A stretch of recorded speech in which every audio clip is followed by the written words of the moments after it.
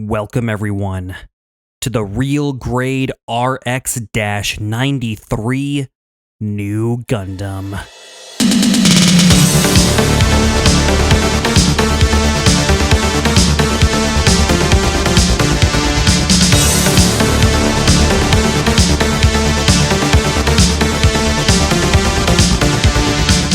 A wise, esteemed internet personality once said, "Every real grade has an asterisk."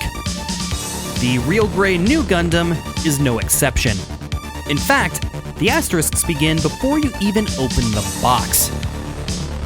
Real grade is designed to recreate the real thing with fine details and an abundance of colored parts, so says the box blurb of every real grade for the last 10 years. Movable parts with the widest possible range of movement are equipped on a pre-assembled inner frame that only requires cutting out. Real grade offers the joy and excitement of building a mobile suit, and numerous gimmicks packed in a palm-size 1/144 scale model for all generations of Gundam lovers. There are several things wrong with this statement. First of all, cutting out a pre-assembled inner frame hasn't been a thing since the real grade Tallgeese, which in internet years came out in roughly the Middle Ages. Modern real grade inner frames more closely resemble their larger master grade counterparts, while advanced MS joint frames of older models tend to be more limp than a gas station burrito. Also, palm-sized really only applies to the recently released real grade Crossbone Gundam, unless your hands are the size of a small dog. The blatant lies don't end there either. For example, according to the box of the real grade New, this image is a, quote, cutout model and not a product image that one could assemble according to an instruction manual. Which is odd, considering said manual spends several steps building this same frame, even if they aren't all at once. The box also advertises stickers with a, quote, unique metallic sheen, which evidently is Bandai's way of saying the stickers are the same gray color you've seen for the past decade. But perhaps the most glaring of all, the box claims that, quote, joints have been installed in the shoulder and abdomen, allowing for flexible articulation. Extra joints do not exist in the abdomen of the RG New, they're in its back, creating a gaping maw not unlike a giant robot from Gurren Lagann. It's a great design, sure, but is it a great kit?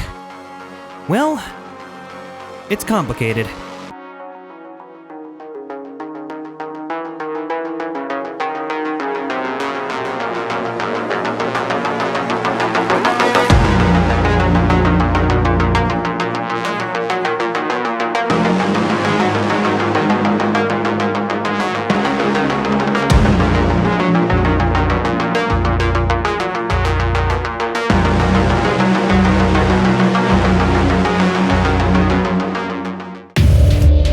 RX-93 New Gundam, one of the most advanced mobile suits of the second Neo-Zeon War, featured in Mobile Suit Gundam: Char's Counterattack.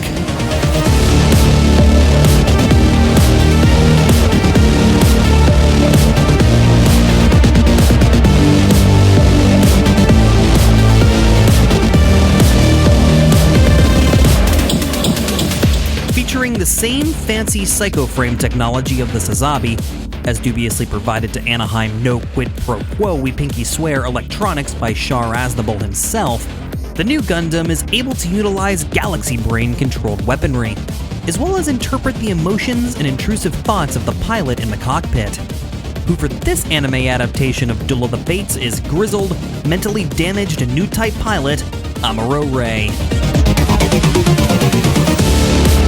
It's equipped with beam sabers, rifles, etc., but its most defining trait is the picket fence it carries on its back, called the AEF/PFF93AR Thin Funnel. These additional pylons can break off and form very angry forks that both protect and attack firing powerful energy bursts or creating a unique barrier depending on what the protagonist needs to move the plot forward at any given time. The new Gundam is also available for your nephew's birthday party. Coming equipped with balloons, it can shoot from its fingers. This all makes for one hell of a giant robot fighting machine, and should translate to yet another great real grade to rival the RG Sazabi. What we get is a kit worthy of the film it comes from, which, if you take the rose-tinted giant robot glasses off for a second, might not be the blind praise you were expecting. Mobile Suit Gundam: Char's Counterattack, make no mistake, is a beautiful film. One might consider it a watershed moment in mecha animation even. It's just a shame that the movie isn't very good. I'm hard-pressed to think of any film from the East or the West that moves at such a breakneck pace while simultaneously having so little actually happen. We open with Char Aznable discarding all the nuance and mystique the character's built over the last 10 years, hurling a very big rocket-propelled asteroid at the Earth below. Evidently feeling that getting revenge on the family that wronged him as a child while also wiping out space corruption wasn't moving humanity into space fast enough, he decides that the best way to fulfill his dead father's wishes is with a nice, long, nuclear-style winter. The choice to go full genocidal dictator might have inspired the 2019 smash hit Untitled Goose Game, as we later see the main characters hallucinate about Char's former workplace relationship violation while out birdwatching or something. Char then shows up on horseback in a gold-tailored suit, displaying complete and utter disregard for his own inseam, mind you, before playfully wrestling with his true crush in a field for a bit. The real grade new Gundam makes several out-of-character decisions of its own. Yutaka Isubuchi created a beautiful interpretation of the base Gundam design, yet the real grade seems to take its proportion cues from War of the Worlds. The kit sports gigantic legs in comparison to a diminutive midsection, and while I respect that this allows for strong articulation, standing upright, the entire thing just looks off.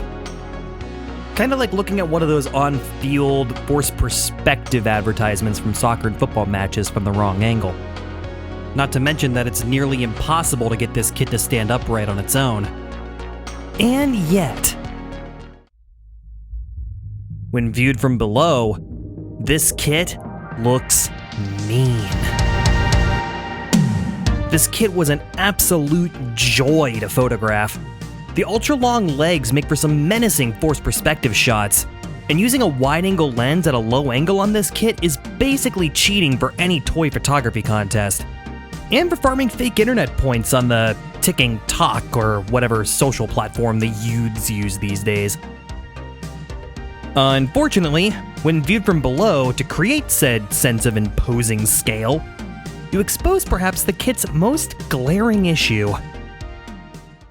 The new Gundam has these flares that stick up around the collar, like the cool kids at the suburban middle-class high school I went to did with their shirts for approximately 3 months in 2005. Which is a problem should you want to turn the head in a circle like a robot Linda Blair. See, the real grade line tends to compromise overall aesthetics for wide mechanical articulation and posability. So Bandai's engineers, in their infinite wisdom, retreated to a mood room to brainstorm potential solutions.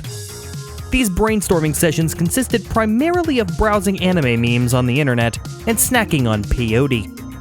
The conclusion they arrived at was to give it the neck of Asuka Soryu. To make matters worse, because of the daunting size of the uber neck, you can clearly see the exposed ball joint in post at pretty much any angle. Fortunately, because I'm a genius, I was able to devise a solution. Here's what we're gonna do, because this is bothering me.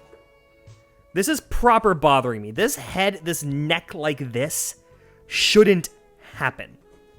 Right? Do we all agree that this... That should not happen. Can we talk for a second about the nub marks on that neck? No, we can't.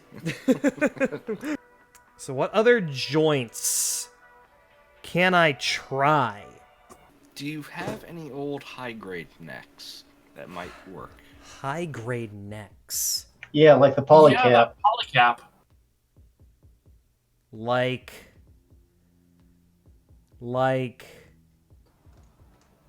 the Gundam Kyrios, maybe. No. You know what? This is a random polycap runner that has a ball joint for a head. Great. It's brown. I hope I don't need it for another kit. We'll find out eventually. It fits. Oh crap, it fits. I wouldn't cut up the polycap until you know it fits on both ends. Good point. Yeah, let's see if it fits on this end real quick. That was the question I was about to ask. Does it fit on the other end? Yes, it does. Yes, it does. What if you just put the head on it so we can see it? Let's see.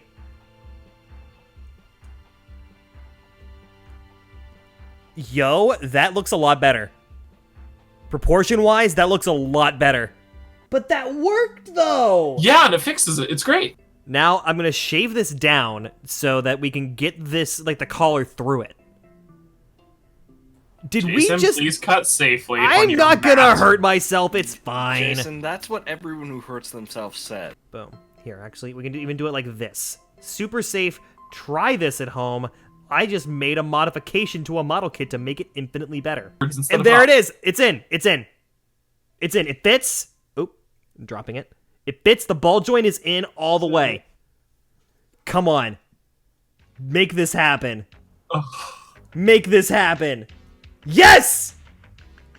It fits and it snaps in and it's snug! Now, head goes on. Head goes on. Head goes on. Okay. I'm like sweating right now. This is so exciting. And then the head's back on. And you don't see an exposed neck as much. It is still kind of there, though. That, I think, looks infinitely better still than what was there before.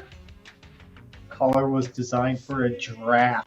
Like, look at that now. Oh, whoa. That's a lot looser, though. Like, close up like this looks actually, like, way better. Did we just, like... Did we graduate to Good Gunpla today? Nah, you're still Good guy Dan, I'm coming for your product code. Now, I will say, it does bump into these like shoulder skirts a lot more, so we lose a lot of mobility in the head. But oh, actually no, you can turn it. You can just like put it over top, and it's fine. We successfully modified a kit to not suck as much. Sure, the original chicken neck lets you spin the head and dip its chin through its own aorta, but is that extra bit of articulation worth the awkward design of the head and the upper torso? It's almost as if Bandai's engineers were forcing design choices to justify a steep, modern real-grade price tag, thus continuing a tradition of greatness, tarnished by decision-making that serves more to satisfy requirements rather than letting the art speak for itself. Something Char's Counterattack is guilty of as well. It seems that most of the creative choices Yoshiyuki Tomino made for this movie exist because the movie has to movie or the movie will be no movie. Or to use another phrase from a certain esteemed and rather handsome internet personality, because robot. One of the Universal Century's most intriguing features is the way it builds a believable military fiction that just so happens to have huge robots in it. As fantastical as mecha and colony drops might be, you see the progression of the characters and circumstances in a way that makes the events that transpire on screen believable. And Char's Counterattack makes you wonder if that was all on accident. In a strange, rambling interview from Anime NYC that followed the one-night theatrical showing of the film stateside on December 5th, 2019, Tomino is asked a simple enough question. What has made Char Aznavour such a popular character over the years? He starts out by flat out saying, I don't know, then spends several minutes trailing off on tangents trying to explain the character's mindset. Now, I wasn't able to find this Fathom Events exclusive interview online in time for the video, so you're just gonna have to take my word on this, but you really do get the sense from the film that Tomino has no idea what made Char so compelling in the first place. And the buffoonery that takes place shortly after the dropping of the space rock certainly doesn't help the switch flip to utter annihilation. The following is an accurate timeline of the events in Mobile Suit Gundam: Char's Counterattack. Giant death asteroid is dropped by Char, starting a new Neo-Zeon war. Char then shows up to a meeting with the Earth Federation government a few days later, in full supervillain garb, mind you, to purchase a second space rock from said government. The Earth Federation government sells the rock to the guy that literally just used one of these things to kill countless people in order to fund their pensions or something? The government says, "You promise you're not gonna kill us with this space rock, right?" And Char says, "Of course you can trust me, just look at my huge cape." And they sign a peace treaty. Not realizing that the treaty is about as legally binding as the iTunes Store terms and conditions, the rock starts falling to Earth, and the Federation government looks around and says, "But he promised, though!" Amuro and his chums are like, "Yeah, you probably shouldn't do that," and he waxes poetic about his ex-girlfriend and how he wishes she were his mom or something? Also, a Hatsune Miku cosplayer shows up for about 20 minutes of total screen time, and she is factually the worst. Very little about this movie makes sense if you think of it any harder than you did when deciding, why yes, I'd happily pay $10 for a brown paper bag of popcorn to enhance my movie-going experience, please and thank you. It's truly a shame that such beautiful animation is wasted on such a feeble story. Which brings us back to the real grade new.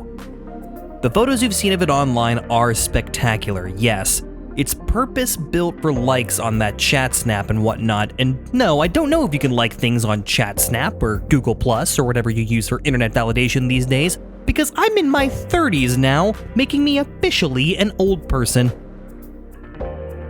But living with it is another matter. You're going to notice the janky proportions and the woefully exposed neck joint, should you choose to ignore my expert model making advice from earlier.